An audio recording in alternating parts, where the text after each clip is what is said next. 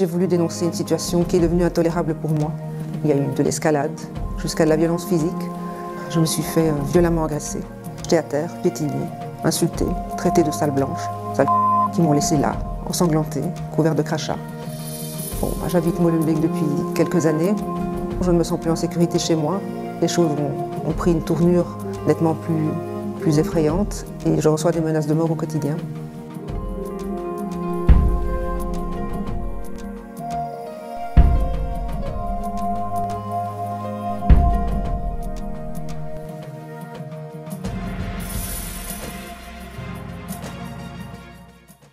Bonjour, je m'appelle Nathalie et peut-être certains d'entre vous m'ont déjà vu sur les réseaux sociaux car j'ai témoigné à visage découvert devant des journalistes de Livre Noir. Oui, j'ai voulu dénoncer une situation qui est devenue intolérable pour moi, qui a commencé il y a longtemps, sans trop de bruit, mais qui a pris de l'ampleur. Il y a eu de l'escalade, jusqu'à de la violence physique. Et non, je ne me sens plus en sécurité chez moi. Non, je ne suis plus libre d'aller et venir forcément, car après la diffusion du reportage, les choses ont pris une tournure nettement plus effrayante et je reçois des menaces de mort au quotidien, avec des avertissements en tout genre. Où est-ce que cela a commencé? Bon, j'habite Molenbeek depuis quelques années et au départ, ça allait. C'était une commune qui me paraissait mixte. J'avais des voisins de toute nationalité qui, comme moi, se levaient le matin, partaient travailler, rentraient le soir dans un immeuble tranquille.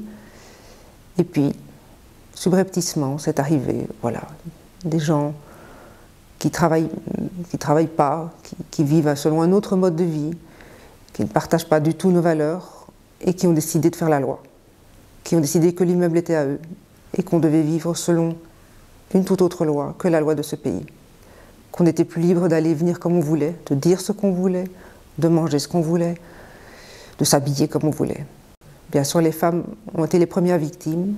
Bien sûr, je n'ai pas été la première victime, parce qu'en fait, moi, je suis née en Belgique, je suis chrétienne, et maintenant je sais que les premières victimes, c'était les musulmanes modérées, celles qui s'habillaient trop à l'européenne, qui osaient vivre librement, sortir sans se couvrir la tête. Ces femmes-là ont été les premières incitées à s'habiller décemment et avec pudeur.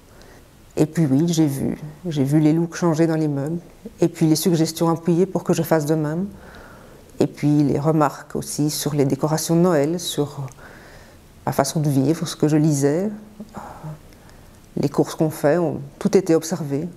Oui, les allées et venues étaient surveillées. C'était déplaisant, mais on pouvait vivre avec encore, finalement on cède du terrain. Jusqu'à ce jour de septembre où je me suis fait violemment agresser. Je n'ai pas compris ce qui m'arrivait en fait. Je suis tombée dans un guet-apens.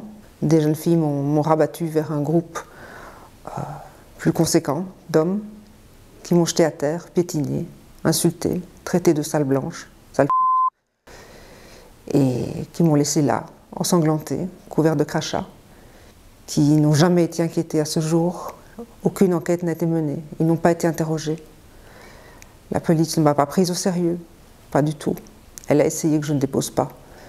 Elle a retardé ma déposition, elle n'a pas pris les choses du tout comme je les ai dites.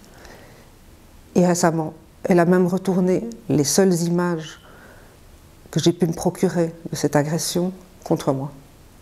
Alors qu'il y avait des images de caméras publiques qui n'ont jamais été exploitées et qui auraient pu non seulement me disculper, mais prouver à quel point j'avais une horde sur moi, une horde qui s'en donnait à cœur joie, et ceux qui ne frappaient pas filmaient.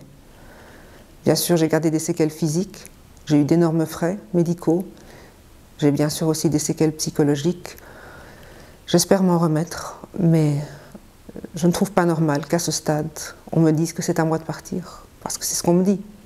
On me dit que je n'ai pas réussi à m'intégrer. C'est le monde à l'envers, je pense, qu'une commune qui se dit multiculturelle a finalement une bourgmestre qui a fait un tel clientélisme qu'elle a préféré donner les clés de sa commune à des islamistes radicaux qui chassent le Belge pour vivre entre eux, parce qu'ils n'ont pas du tout d'ouverture d'esprit, parce qu'ils clament du matin au soir que nous sommes racistes, alors que c'est eux qui montrent à chaque instant qu'ils sont racistes, en installant comme ça cette vie qui est rythmée par leur trafic divers, par leur surveillance sociale, par des checkpoints aussi, des interdictions de rentrer, des empêchements de sortir.